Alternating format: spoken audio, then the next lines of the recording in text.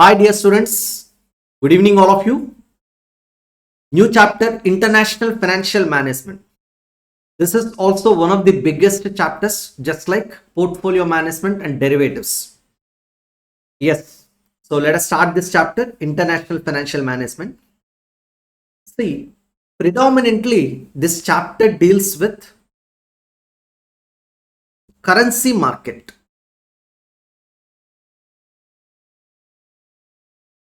It deals with currency market. See, we have several markets like stock market, money market, and one of the market is currency market. In the stock market, you can buy shares and debt instruments, and you can sell shares and debt instruments in the stock market.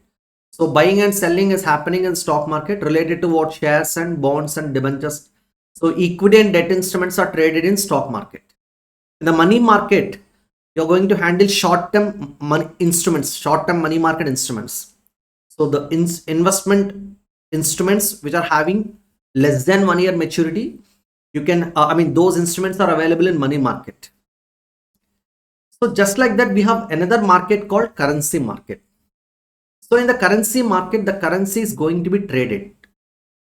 So what kind of currencies are going to be traded? So why we need to understand this currency market? So we understood about stock market and we understood about money market, and why we need to understand about currency market. That is the biggest question arises in our mind. See, my dear students, we need to understand this currency market to manage one risk called currency risk.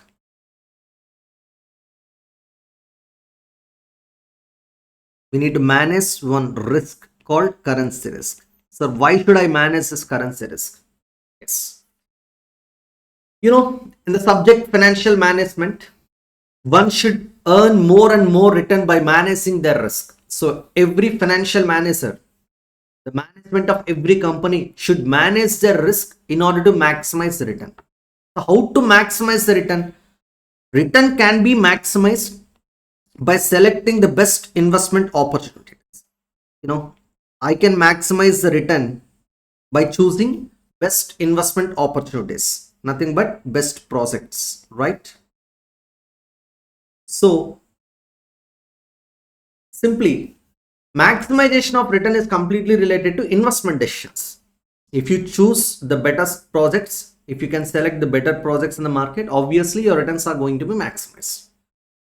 But at the time of maximizing the return, I should also manage risk. Risk management is a pure conceptual work that is very difficult to understand actually. Already we understood risk in investments under the chapter portfolio management. Minimization of risk is our objective. I should maximize the portfolio return by minimizing the risk. So I have to construct a portfolio in such a way that I should maximize the return by minimizing the risk. So always every management's objective is to minimize risk, nothing but management of risk.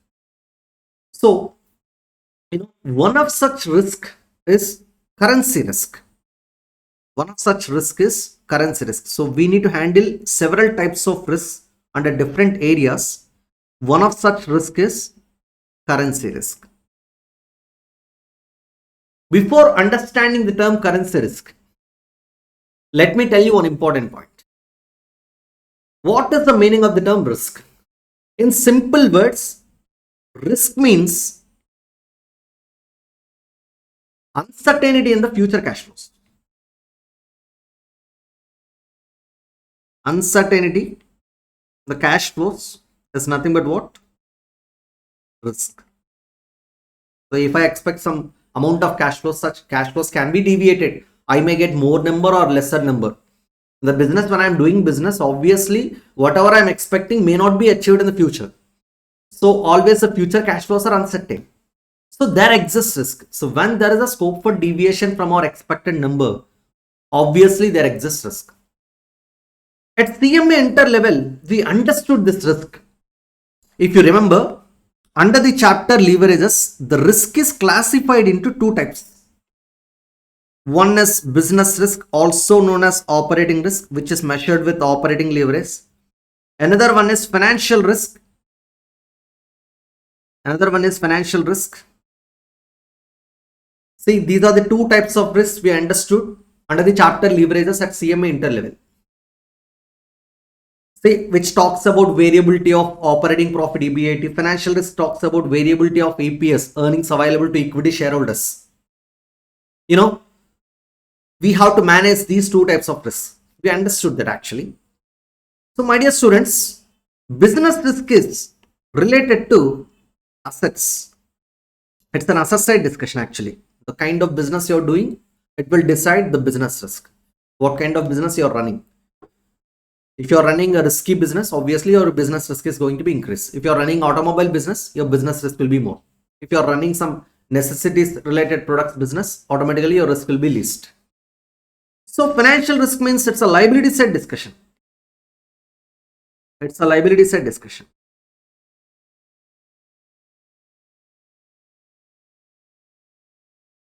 It is based on what the amount of debt that we are using. So my dear students, business risk and financial risk are related to assets and liabilities under your balance sheet. So what kind of business you are running, that will decide your business risk, and what amount of debt you are using under your capital structure, that will decide your financial risk. That's what we understood at CMA interlevel. Now we need to understand one more risk called currency risk. Sir, what is this currency risk? So now my dear students, just like how we understood business risk and financial risk, we should understand currency risk because we have to manage it. One should manage currency risk. So what is this currency risk? I'll take one example to understand this currency risk. Yeah. For example, if I exported a goods worth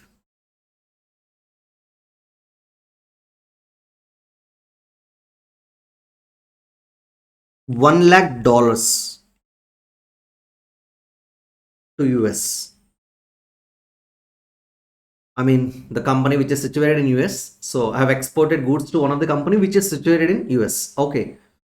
Now, my dear students, since it is a sale, obviously there exists what? Credit period. So we are allowing 3 months credit period to our customers. It's a regular practice. Either for domestic sales or export sales, you're supposed to give what? Credit period.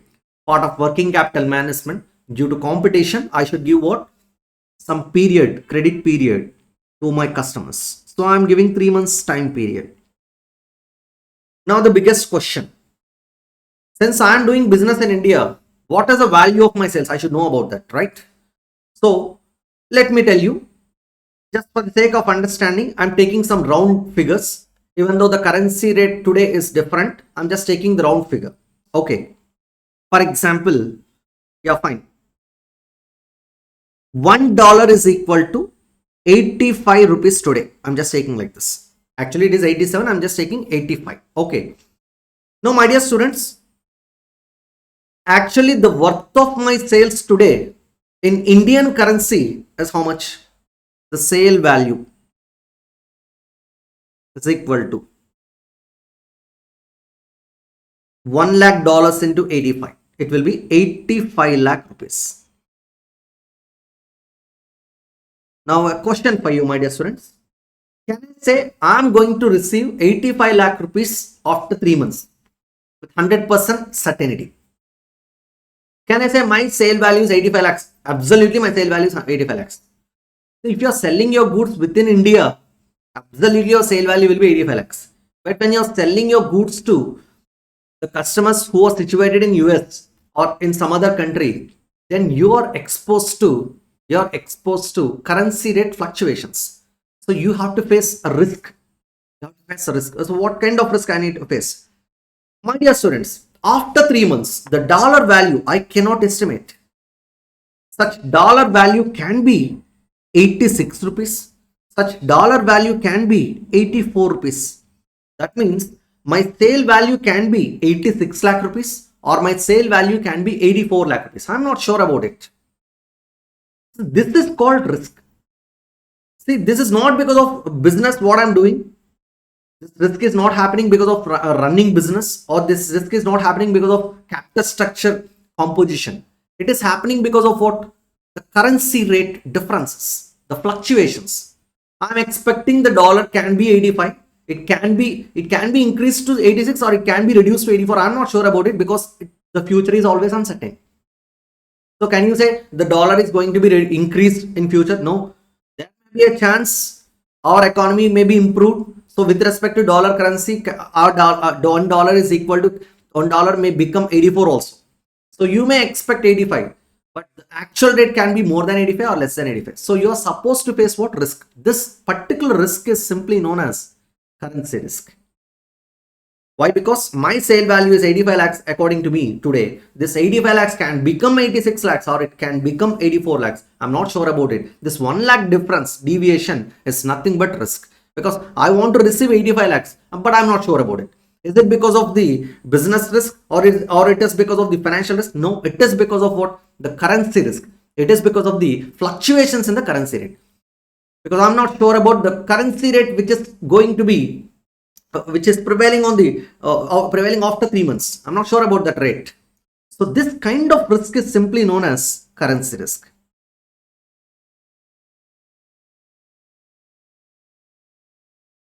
So in simple words, currency risk means the risk which arises because of currency rate fluctuations. It arises because of currency rate fluctuations.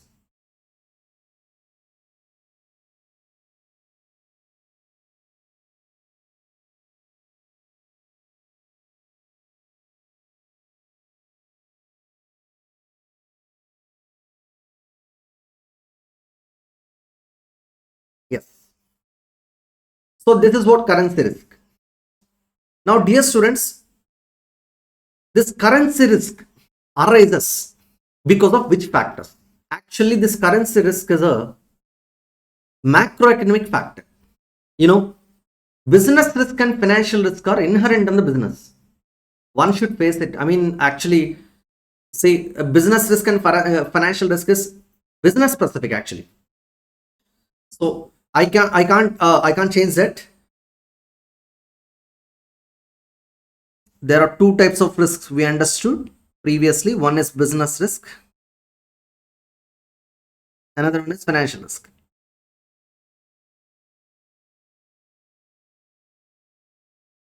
It is company specific actually. It is company specific or entity specific. You have to face it. So based on the business that you're running, you have to face business risk. Based on the composition of fund you're using, you have to face financial risk. So it is a company specific risk, inherent.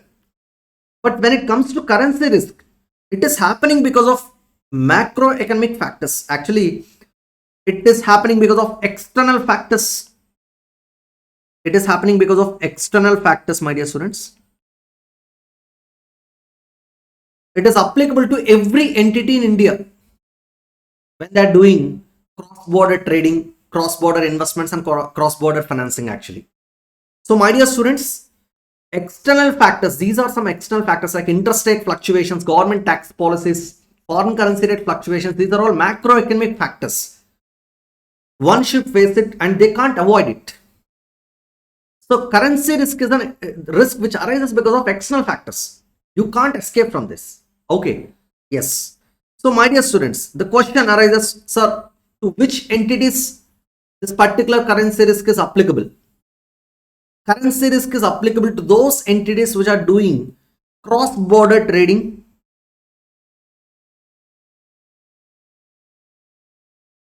those entities which are doing cross-border trading,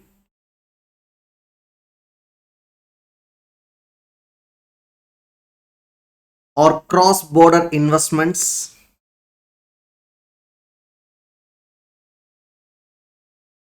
cross-border finance.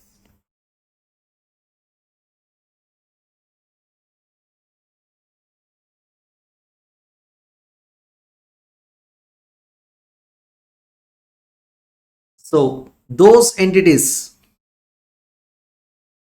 which are doing any of these activities, cross-border trading, selling and buying, selling goods and buying goods to or from other countries, cross-border investments. Cross-border investments means, for example, if an Indian company is investing some amount of money in UK, or it is investing in US, or it is investing in Japan, like that. For example, an Indian company is investing in other countries, automatically this will be a cross-border investment.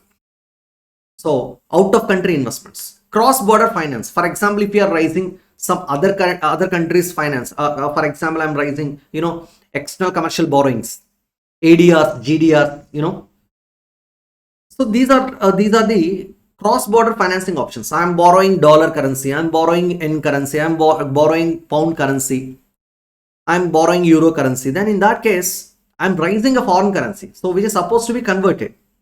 So that means I'm doing some transaction related to foreign currency. I exposed to forex risk. Okay, my dear students. So those entities which are doing cross-border trading, cross-border investment, cross-border finance, they are exposed to a risk called currency risk. So my dear students, currency risk means the risk, the uncertainty in the cash flows which is happening because of currency rate fluctuations is simply known as currency risk. So my dear students, currency risk means the uncertainty in the cash flows.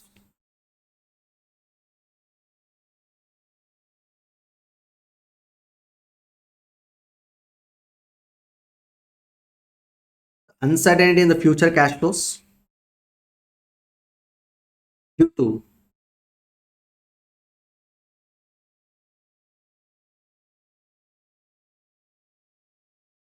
foreign currency fluctuations.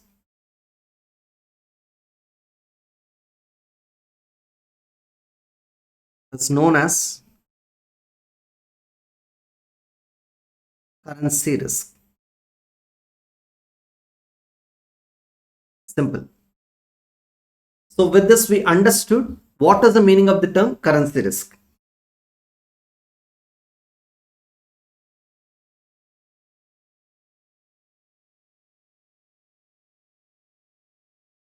We understood currency risk simply.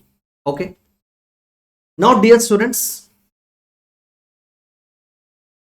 when there is a currency risk which is supposed to be managed, so what kind of strategies the companies should apply in order to manage this risk? The company should protect themselves from what this currency risk. In which way they can reduce this risk? In which way they can manage this risk, currency risk? Simply by applying hedging strategies. By applying several hedging strategies,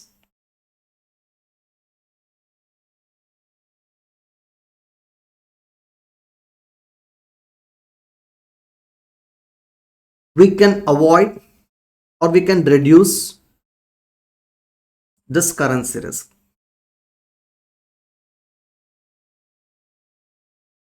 So these companies can reduce this currency risk by following several hedging strategies. So the question, how to reduce this currency risk or how to manage this currency risk? Simply by applying hedging strategies. My dear students, every entity which is doing cross-border trading, cross-border investments, or cross-border financing, then automatically they are going to apply several hedging strategies in order to reduce their currency risk. That's what they plan. Okay. So some of these hedging strategies that we need to apply. What kind of hedging strategies we can apply? I'll write it here.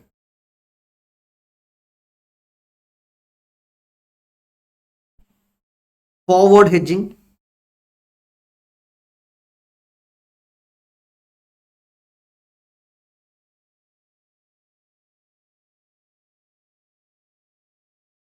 money market hedging,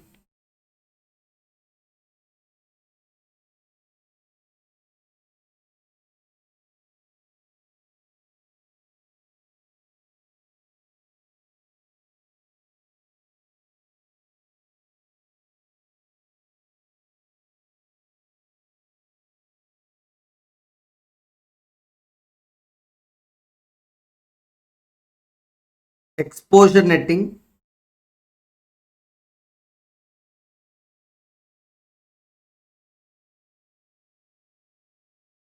leading, lagging,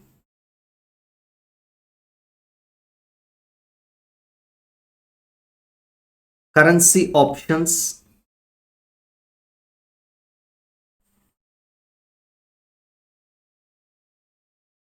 currency futures,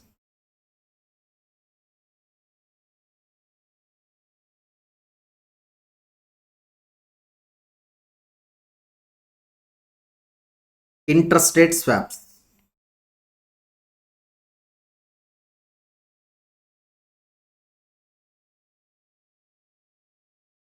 These are the different types of strategies, hedging strategies we have to apply. Look at this. Just look at this. Forward hedging, money market hedging, exposure netting, leading, lagging, currency options, currency futures, interest rate swaps. So the entities which are doing cross-border trading, finance and investments, they should apply these strategies in order to mitigate this currency risk or in order to manage this currency risk. That's what we need to understand. So throughout this subject, throughout this concept called Forex, international financial management, we need to understand hedging strategies. Predominantly, that's what the objective of this chapter. Because what is the objective of the finance professional? They have to manage their finances. So while managing their finances, definitely they have to reduce the risk of the entity. So one of such risk is currency risk. So while managing the currency risk, these finance professionals should apply these strategies: forward hedging, money market hedging, exposure netting, leading, lagging, currency options, currency futures, interest rate swaps. My dear students, by applying these strategies, entities can reduce their forex risk, foreign currency risk. Okay. The last three chapters are related to derivatives concept actually. So application of derivatives is required here while understanding this chapter called international financial management. So while managing the risk, we are supposed to apply hedging strategies. Three of these hedging strategies are related to derivatives. Okay, those are some contracts which we need to understand. Okay, so this is regarding hedging strategies, my dear students. So what is the objective of this chapter? Managing the currency risk by applying the hedging strategies. That is a very basic objective of this chapter. Remember, again and again I'm repeating, in order to manage this currency risk, what kind of strategies we should apply? Hedging strategies. That's what the objective of this chapter. International financial management. This word is a technical word called hedging. So what is this hedging? Before going for the term hedging, I need to explain three important terms. Among these three terms, one of the term is hedging. There will be three types of people in the market. One is hedges.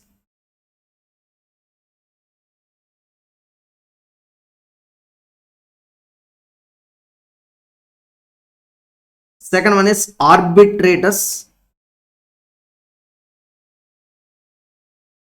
Third one is speculators.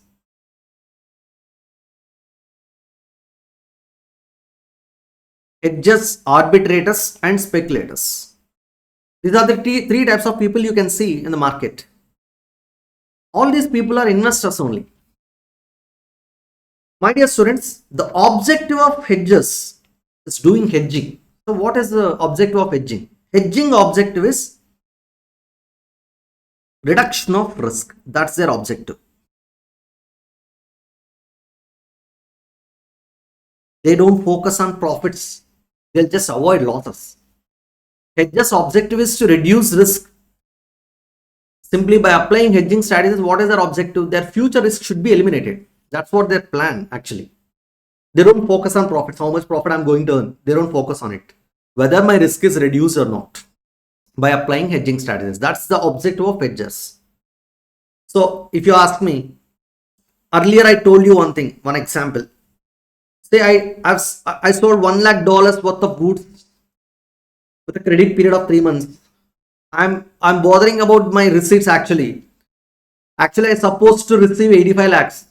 But in future, I may receive 86 or 84 lakhs with a deviation of 1 lakh rupees. I'm not ready to face that loss. I don't want gain or I don't want to face loss. Simply, I don't want anything. I don't want any deviation at all. So, In order to get 85 lakh rupees without any deviation, I'm going to apply hedging strategies. So what kind of hedging strategies you're going to apply? I'll explain it later. Okay, that's what our concepts, that's what we need to understand actually. So by applying those hedging strategies, definitely you're going to receive 85 lakh rupees without any deviation. Remember that. Okay, yes. Fine, my dear students. So here I'm not focusing on whether I'm going to suffer 1 lakh loss or I'm going to get 1 lakh gain. I'm not bothering about it. I just wanted to reduce my risk. That's it. Okay. Now, arbitrators' objective is something else. They are going to do arbitrage process. Arbitrage process objective is earning profits without any risk. See, without facing any risk, they have to earn profits. That's the objective of arbitrators.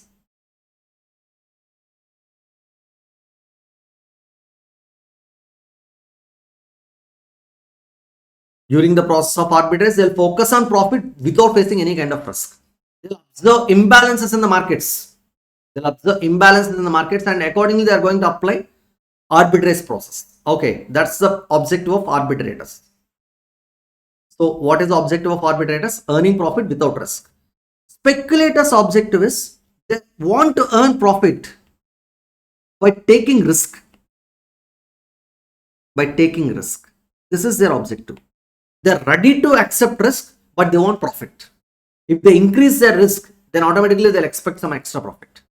So speculators' objective is like that. So speculators are ready to take up risk, but subject to what? Earning more and more profits. Whereas arbitrators' objective is they don't want to face any risk, but they want profits. Hedges' objective is no, I don't care about profits. I just wanted to reduce my risk. So in this chapter, we need to talk about this hedging strategies. Okay, I'm not caring about what arbitrage and speculation actually. But in some of the concepts we need to understand some arbitrary strategies that we are going to apply without any risk. So that we'll understand that later. But ultimately, first initially we need to understand hedging strategies. Okay. Yes.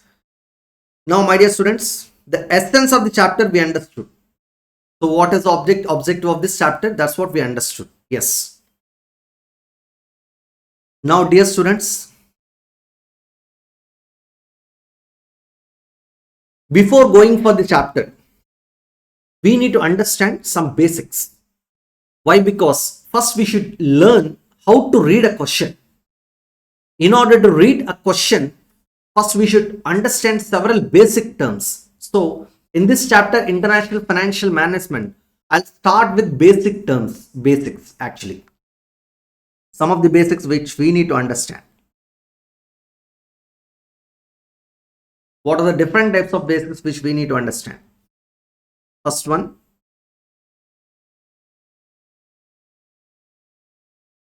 direct quote and indirect quote.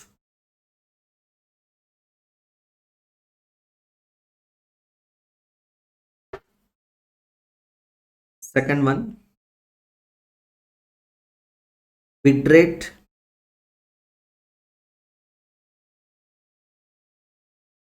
and ask rate.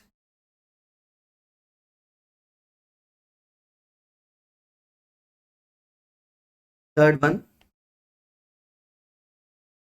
spread. Fourth one, conversion of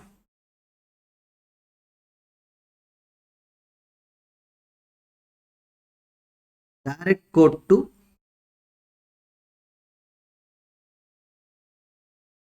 indirect quote.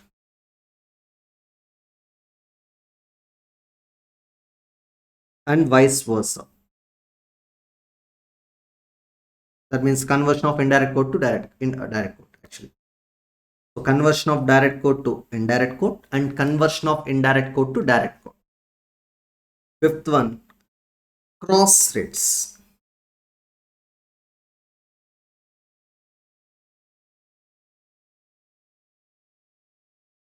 So these are the basic terms we need to understand. Actually, while applying these things, these concepts, the basics, I'm going to explain few examples. Okay. For every term, I'm going to apply several examples We are going to do some practice with respect to these concepts so that we'll get better grip over these concepts. Once we understood all these terms, automatically we can understand those hedging strategies and all. Okay. So this is regarding basics, my dear students. So what are the basics which we need to understand? Direct quote and indirect quote, bid rate and ask rate, spread, conversion of direct quote to indirect quote and vice versa, and cross rates. So these are the concepts we need to understand. Yes, one by one we'll understand. First one,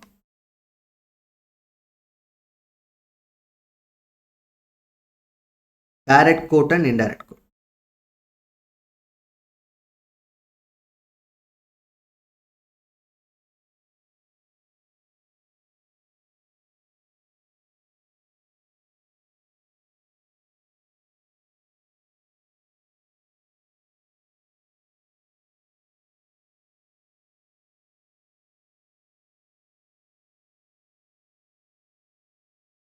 Yes, students, before understanding the terms direct quote and indirect quote, first let us understand what is the meaning of the term quote.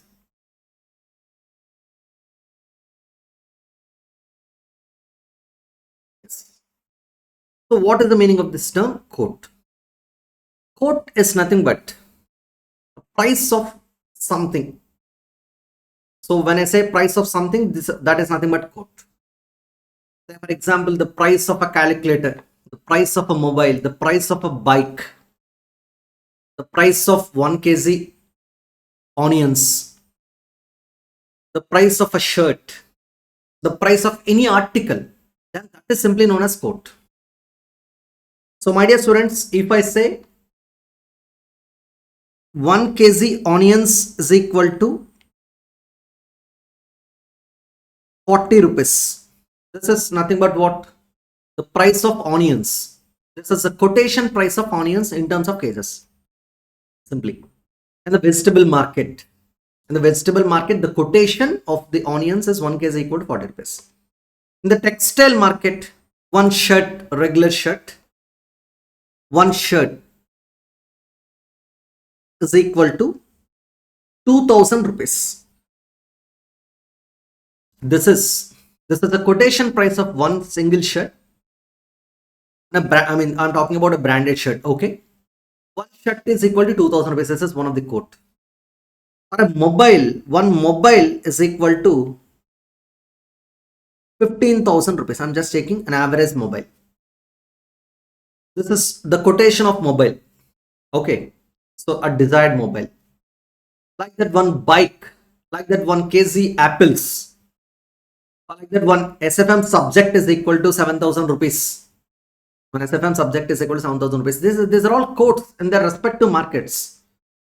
So just like this, how the onions is having a price, a shirt is having a price, a mobile is having a price, a bike is having a price, a subject course fee, a course is having a price. The currency is going to have a price in the currency market. That is known as quote.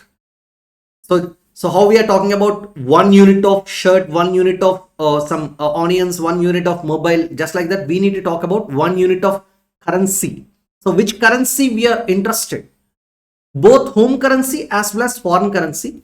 Since we are dealing with foreign currency, because I'm an Indian, I'm an Indian, my home currency is rupee.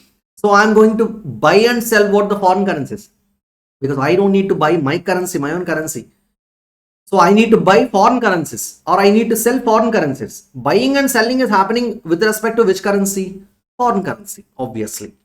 So my dear students, so if I talk about the price of a dollar, the price of a yen, the price of euro, the price of sterling pound, like that, if I talk about the price of the price of any foreign currency, then automatically that is simply known as a quote.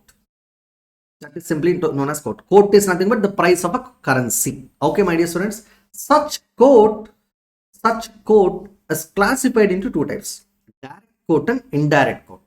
So the price of a foreign currency can be expressed in two ways: direct either in direct quote form or in indirect quote form. So now we understood what is the meaning of the term quote. Quote is nothing but price of a currency, simply. Now because I am interested about quote of currency, not interested about onions and all. So the quote of a currency, the price of a currency. Okay, my dear students, the quotation price of a currency, simply speaking. Now that is classified into two types. One is direct quote, another one is indirect quote. First, let us understand the term direct quote. Once we understood that, then automatically we can understand indirect quote easily. Okay, direct quote.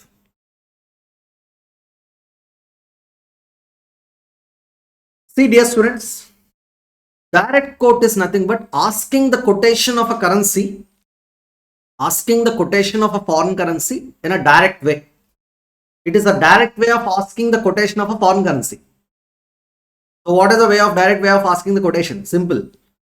My dear students, if you approach a textile shop, say for example, if you approach one of the famous shopping malls, say Unlimited or Pantaloons, what will you do? Simply you'll go and you'll approach the shop and automatically you'll select your required shirts.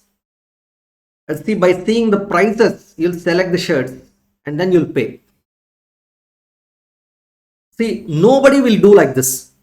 So, say for example, if you approach the counter and you'll say like this, I'm having 20,000 rupees worth of money, how many shirts I'm going to get? No, you'll never ask like that. Simply you'll approach the shop and you'll look at the different types of shirts in the shopping mall and you'll select the required ones. So once after selecting the shirts, then simply you'll look at the prices, the quotation prices of the shirts. For example, if you want to buy one shirt, you'll select the most desired shirt out of so many shirts in the market, in the shopping mall, and then you'll look at the price. So then accordingly you'll buy it. So you'll pay for that. So you'll always focus on what the price of a shirt. You'll never ask the billing counter like this, I'm having this much worth of money, how many shirts I'm going to get or how many pants I'm going to get. You'll never ask like that. If you ask like that, that's an indirect way of asking. No, you'll always ask like this in the direct way of asking. So what is the way of asking? One shirt is equal to how much? That's the way of asking. In a similar way, if you ask like this, $1 is equal to how much? That is the direct way of asking the quotation of a foreign currency called dollar. So if I ask like this, $1 is equal to how much? Then that is nothing but the direct quote of dollar. If I ask 1 pound is equal to how much? If I ask 1 euro is equal to how much?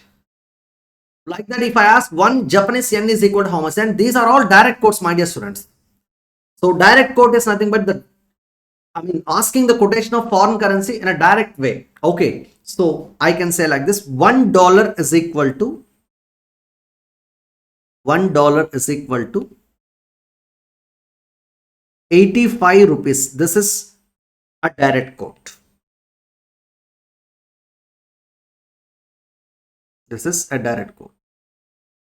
A direct way of asking the quotation of the foreign currency called dollar. Yes. So what is this? This is direct quote. What is an indirect quote then? First of all, I'll give you one more example. 1 pound is equal to 115 rupees. 1 euro is equal to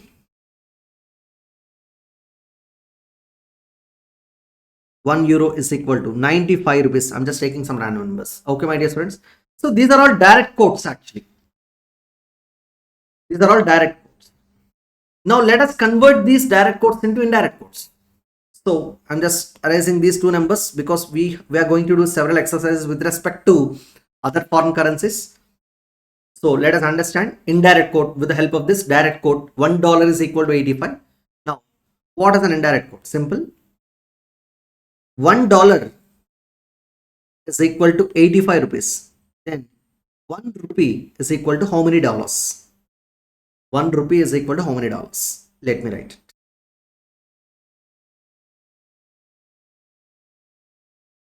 1 rupee is equal to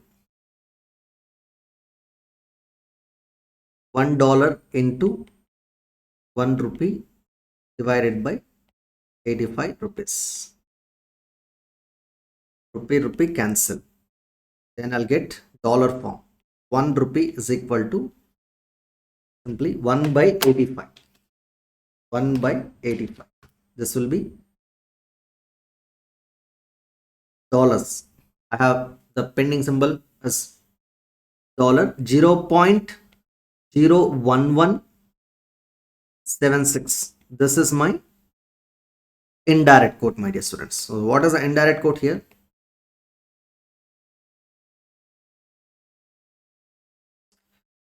₹1 is equal to $0.01176. The direct quote is $1 is equal to 85 rupees. Indirect quote is ₹1 is equal to $0.01176. So indirectly I am asking, my dear students. So this is the difference between direct quote and indirect quote. This is what the indirect quote, my dear students. This is what the indirect quote. So what is the difference? If I ask the quotation price for 1 unit of foreign currency, then that is known as direct quote. If I ask the quotation for 1 unit of home currency, my home currency is rupees, then that is known as indirect quote. So if you ask the quotation for 1 unit of foreign currency, then that is known as direct quote. If you ask the quotation for 1 unit of home currency, then that is known as indirect quote. Another way of understanding. If I ask the quotation, see, what is the meaning of direct term? Direct quote. 1 unit of foreign currency in so many units of home currency is known as direct quote. 1 unit of foreign currency, $1 is equal to in so many units of home currency, 85 rupees. That is known as direct quote. If you say like this, 1 unit of home currency in so many units of foreign currency, that is known as indirect. 1 unit of home currency is ₹1 here. That is equal to how many units of foreign currency? $0.01176. So many units of foreign currency, that is known as indirect quote. Again repeating, if you ask the quotation for 1 unit of foreign currency, then that is direct quote. If you ask the quotation for 1 unit of home currency, then that is known as indirect quote. 1 unit of foreign currency in so many units of home currency is direct quote. 1 unit of home currency in so many units of foreign currency is indirect quote. So hope you understood, my dear students. So this is the difference between direct quote and indirect quote. Yes. So just like that, we have so many types of direct quotes and indirect quotes. I'll give you few exercises for understanding the difference between direct quote and indirect quote. Together we'll understand it. Okay, so many examples I'm going to give you. So with the help of such practice, you'll understand these concepts much more better actually. Okay. Yes. Okay. I'll give you an example. Now tell me what kind of currency it is. Let me take that.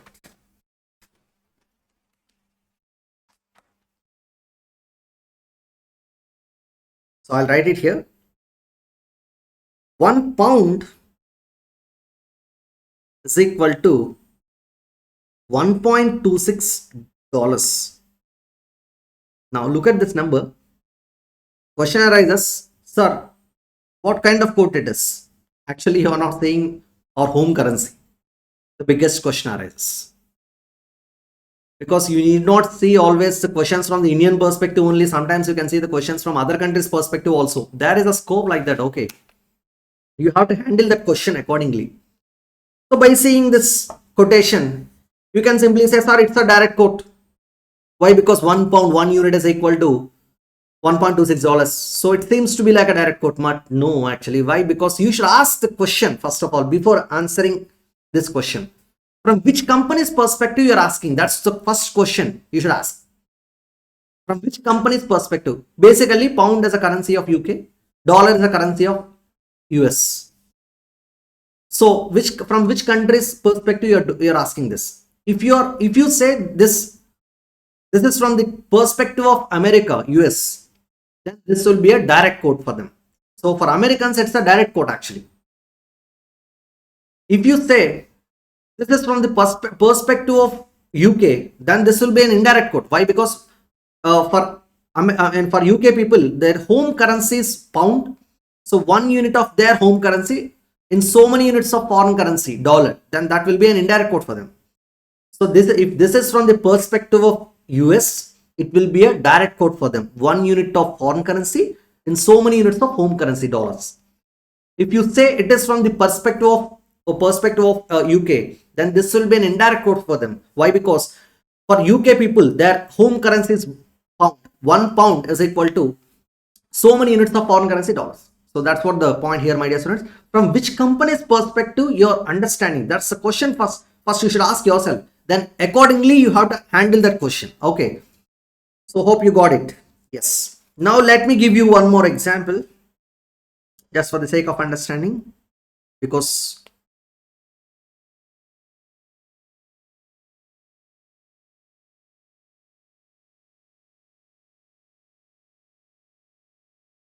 hundred yen is equal to 58 rupees.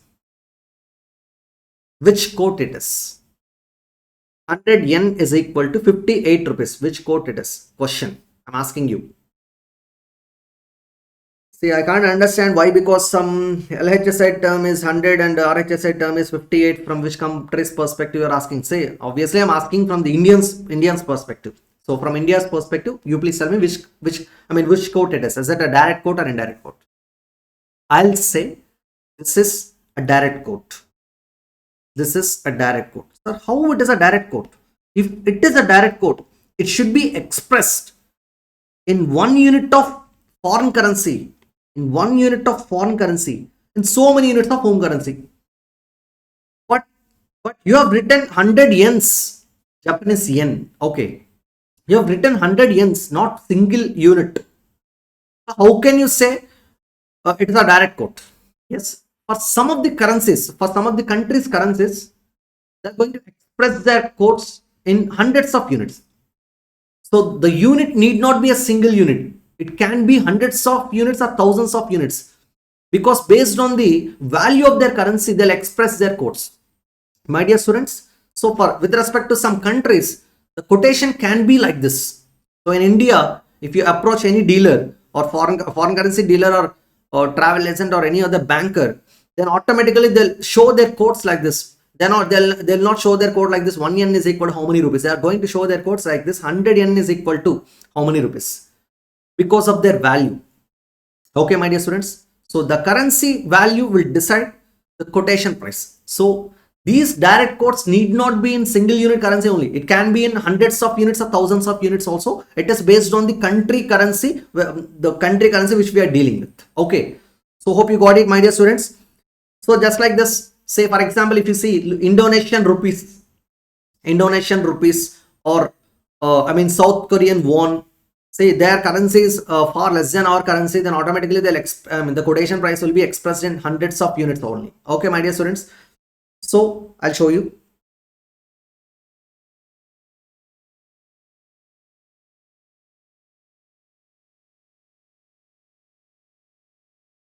Yeah, I'm just taking live rates. 100 yen in rupees. Look at this.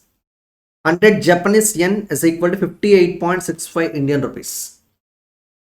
100 Japanese yen is equal to 58.65 Indian rupees. Okay. Now,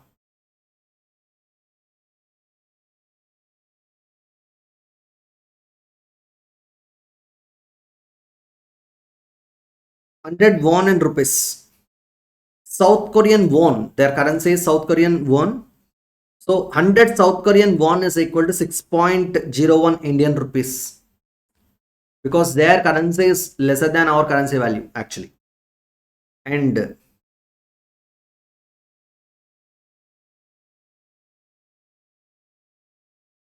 100 idea.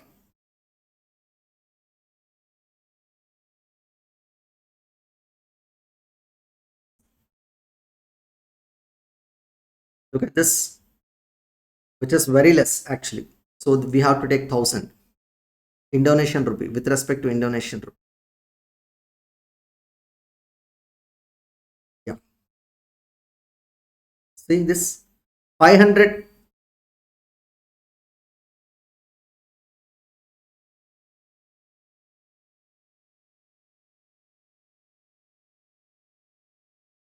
Second.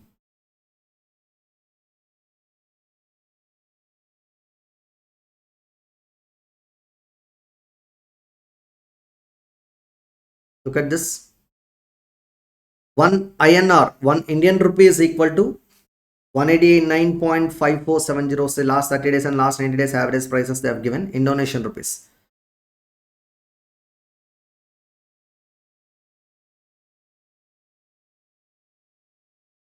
Yeah, look at this.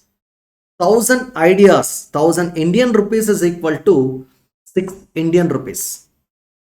So the quotation price is generally expressed in thousands of ideas.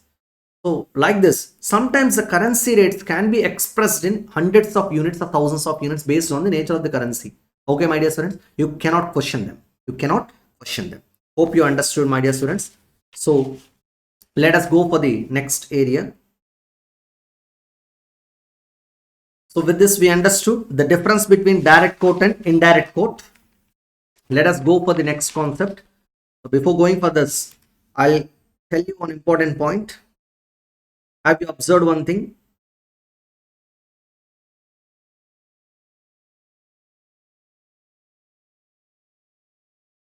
One by direct quote is equal to indirect quote.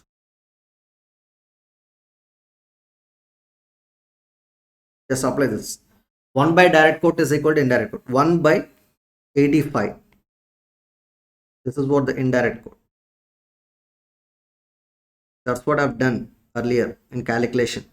1 by direct quote is equal to indirect quote. 1 by 85. 0.01176.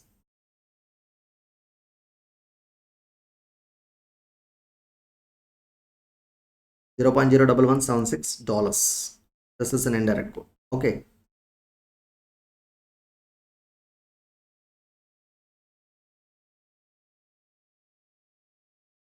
See, 1 by direct quote is equal to indirect quote. 1 by indirect quote is equal to direct quote.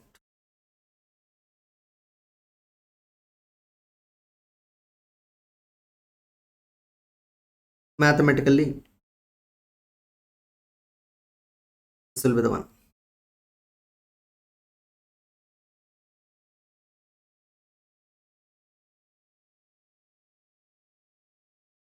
Okay.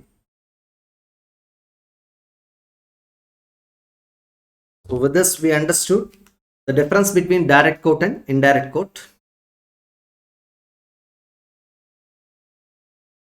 Yes. Okay, dear students. Next concept. Bid rate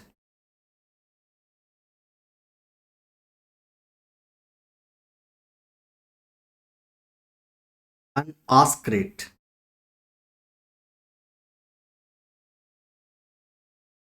This is the concept. Second concept it is. So under the basics, the second concept is bid rate and ask rate. See, the quotation price need not be in a single way. Sometimes the quote can be in a two-way. Actually, in the regular way is two-way quote only. What is this two-way quote? Bid and ask rate. See, in the currency market, you can buy the currency or you can sell the currency also. That means if at all, if you are having some dollars or pounds or yen currency in your hand, you can sell it.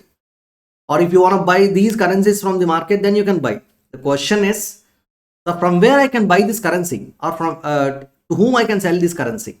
That's the biggest question arises, my dear students. It's not like stock market. There is no designated platform like Bombay Stock Exchange and the National Stock Exchange. Generally, these currencies are traded through bankers, I mean the banks, and the RBI authorized forex dealers, travel agents. Through them, you can buy and sell these foreign currencies.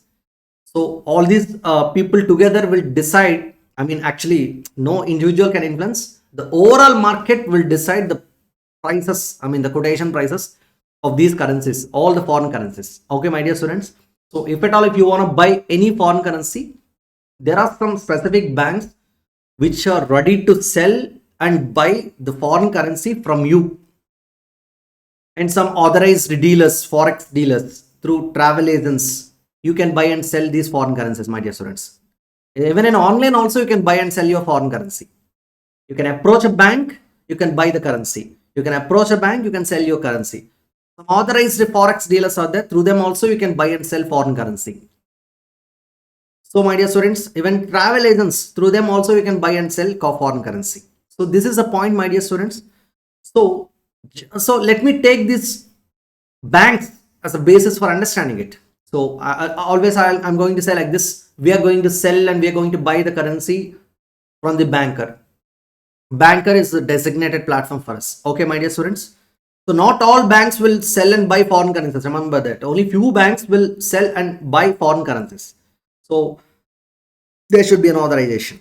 RBI authorized dealers only can do this foreign currency transactions. Not everybody. Yes.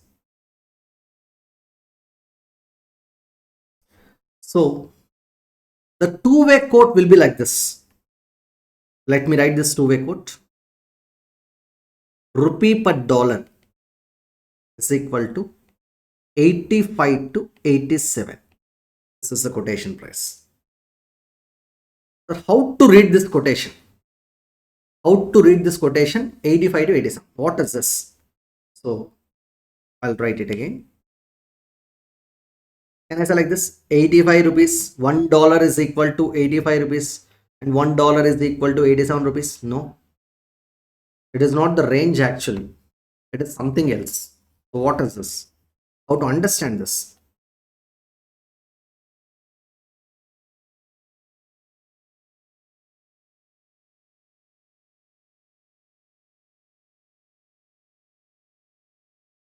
This is the bid rate. This 85 rupees is bid rate. The first rate is bid rate. The second rate is ask rate.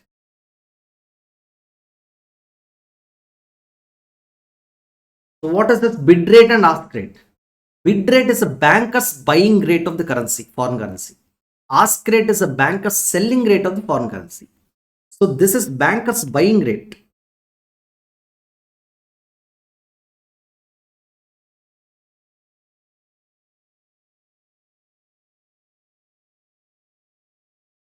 Banker's buying rate. And this is banker's selling rate.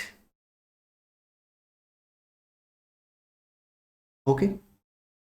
The first one is banker's buying rate. The second one is banker's selling rate.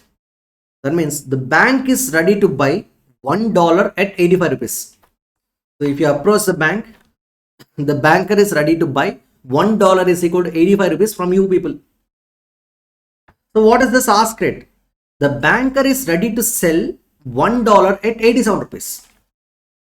So my dear students, the banker's buying rate of the dollar is 85. The banker's selling rate of the dollar is 87. So now if you are having some dollars, at what rate you can offer? For example, if you are having $1 lakh in your hand, you want to sell it. At what rate you can sell these $1 lakh? At what rate you can sell? Is it 85 or 87? Just by saying selling rate, you cannot say selling rate 87 rupees. Why? Because you are selling, the banker is not selling.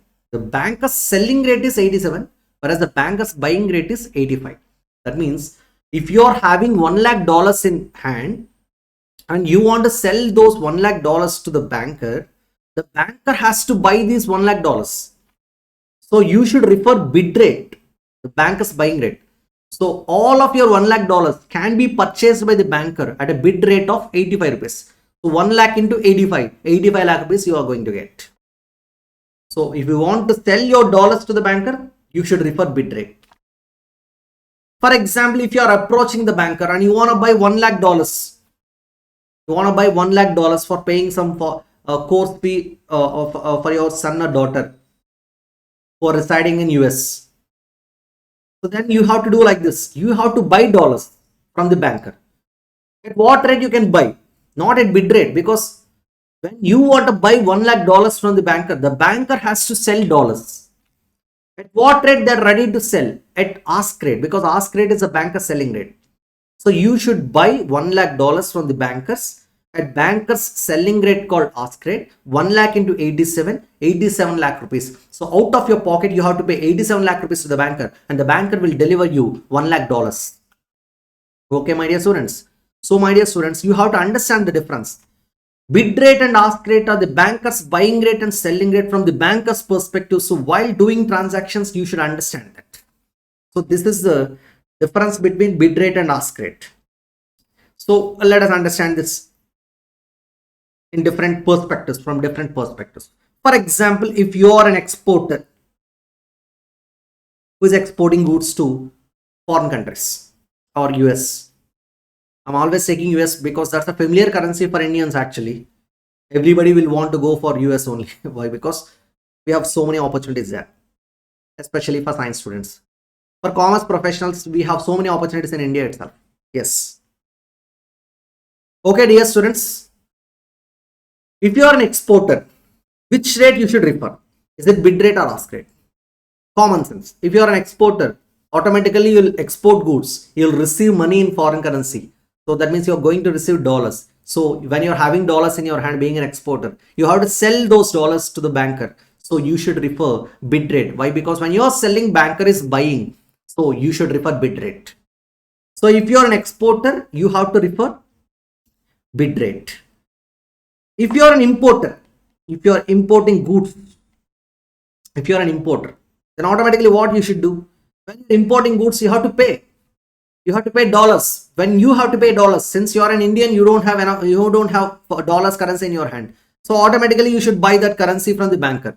So when you are buying some amount of dollars from the banker has to sell it. So you should refer ask rate. You should refer ask rate. Okay, my dear students. So if you are an exporter, you should refer bid rate. If you are an importer, you should refer ask rate. For example, if you are making investment in US, when you are making investment in US, if you want to make investment in US, what you should do? First, you should have foreign currency in your hand. So you should buy that currency from the banker. So you should refer ask rate. If you are raising foreign currency, you are raising some foreign currency, dollar currency, you have borrowed money. So you have received foreign currency. You are having money in your hand. You have to sell it. When you have to sell it, you should refer what bid rate, the banker's buying rate. So since you have borrowed money, you have to pay interest. So for paying interest, I need foreign currency this time. So when I need foreign currency, I should buy it. So I should refer ask rate.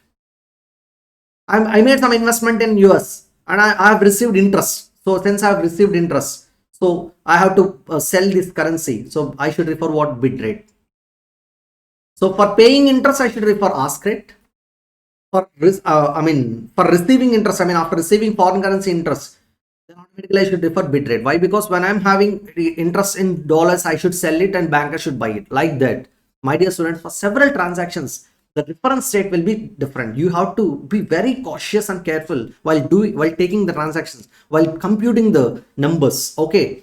So the bid rate and ask rate, the nature of the transaction is so important, and from whose perspective you are doing that particular transaction, from whose perspective you are doing that particular computation, that is so important. Okay. So with this, we understood the difference between bid rate and ask rate. Now, sir, is it a direct quote? That's the first question. Yes, it's the direct quote actually. The direct quote, even bid and ask rate should be expressed in direct and indirect quote form. The direct quote is, why it is a direct quote? One unit of foreign currency and so many units of home currency.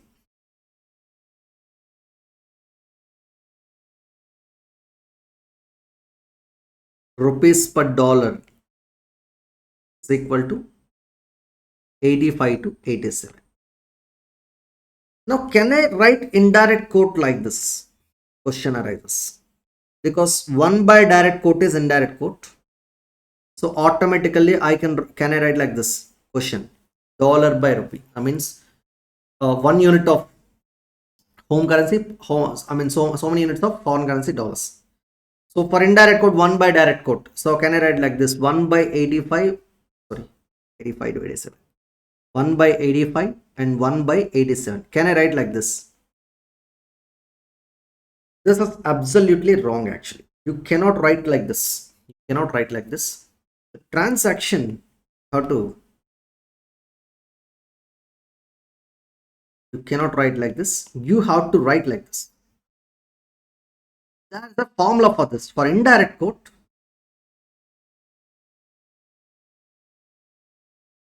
first of all, you have to calculate the bid and ask rate. Indirect quote bid rate is equal to 1 by direct quote ask rate.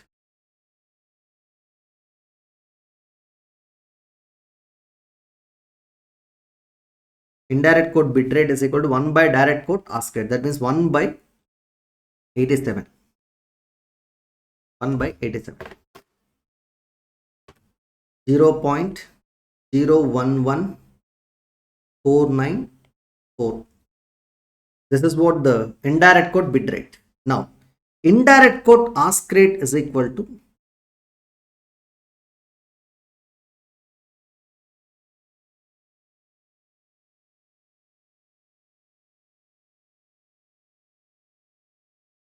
one by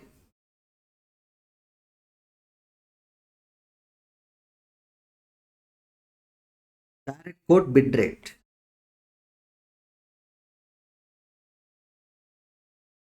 So this means 1 by 85 will be 1 by 85, 0.011176 or 5.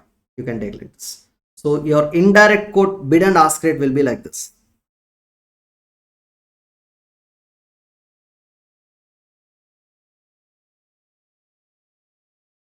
Dollar per rupee.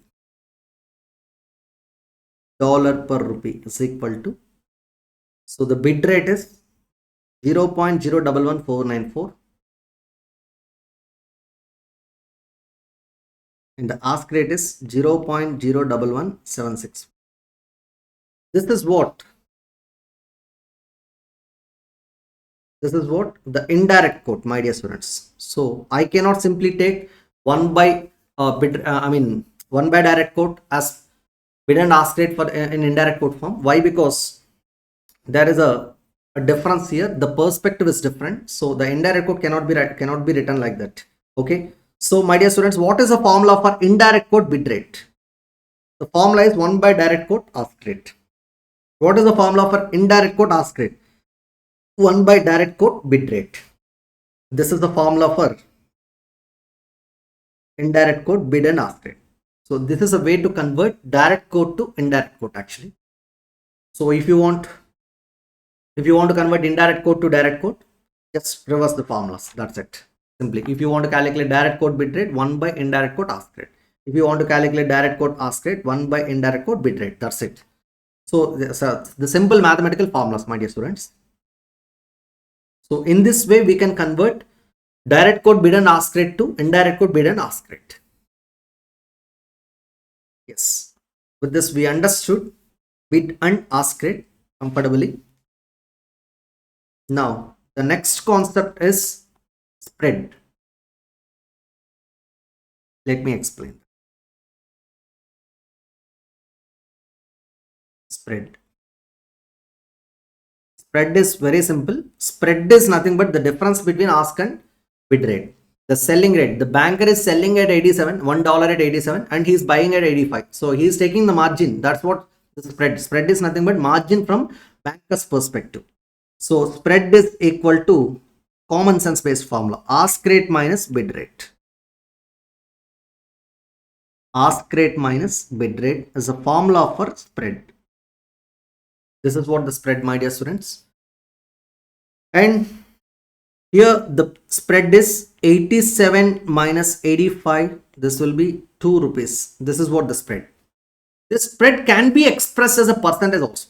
First of all, what is the formula for spread? The selling rate minus buying rate. Ask rate minus bid rate. That's what the formula for spread. This spread can be expressed as a percentage, my dear students. Percentage of spread. Spread can be expressed as a percentage. The formula is spread divided by, generally the profit is expressed as a percentage of sale price. Gross profit on sales, net profit on sales, just like that. Here also the margin from banker's perspective can be expressed as a percentage of ask rate. So spread by ask rate. That's what the percentage of spread formula. Sometimes this percentage can be expressed as a percentage on buying rate also, bid rate. Percentage of spread is equal to spread divided by bid rate. They can express this spread as a percentage on bid rate also. Hope you got it, my dear students. Spread is the difference between ask rate and bid rate. The spread can be expressed as a percentage on ask rate, or it can be expressed as a percentage on bid rate.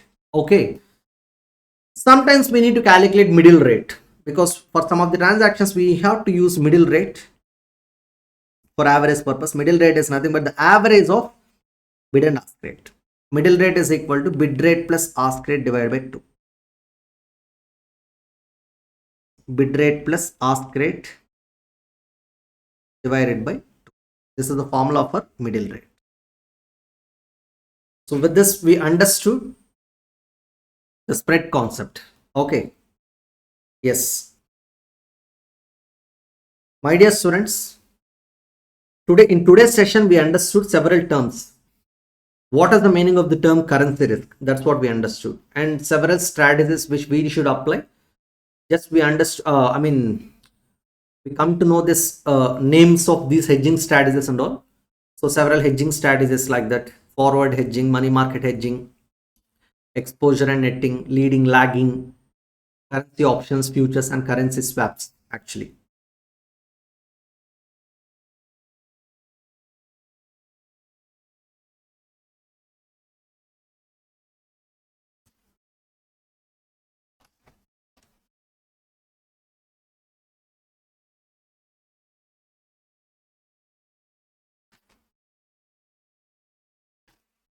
Yeah.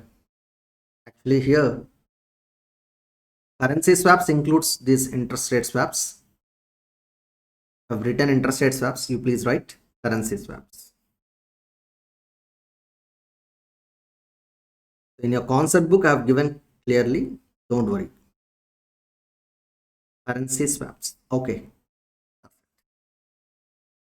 We have another concept called interest rate swaps also that we need to understand. That is also one of the hedging strategy. So several hedging strategies we understood, and also some basic terms we understood: direct quote, indirect quote, and after that we understood what bid and ask rate, and after that we understood spread. So these are the concepts we understood till now actually. So lastly, I need to tell you one important point. So till now we understood the quotations and all. Actually, sometimes the quotation can be expressed like this. Just you please look at it.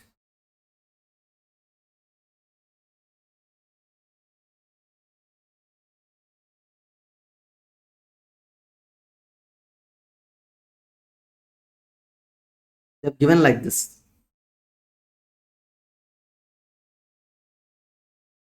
Now I am asking you one question. What kind of quotation it is?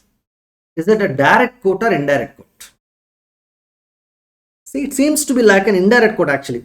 1 rupee of home currency for so many units of dollar currency. I mean foreign currency.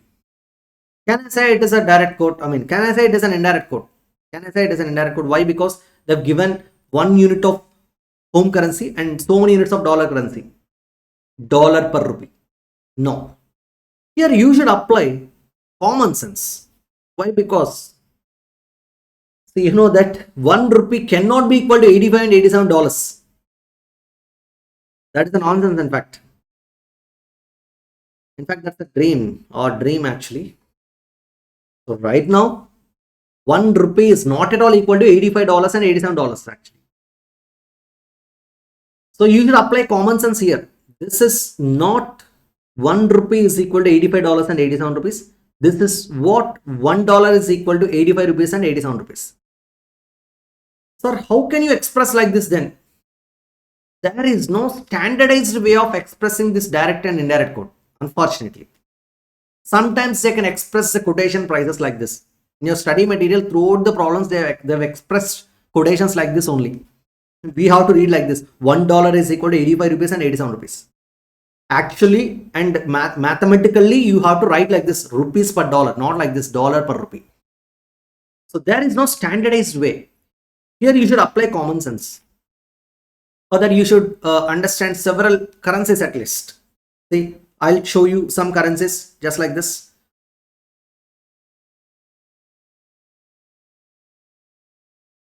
Dollar, euro, and pound. One should accept one thing. Always the euro price is always more than dollar price. Pound price is always more than euro price. Okay. So this will be more than this one. This will be more than this one. That's a common sense. I'll show you those prices.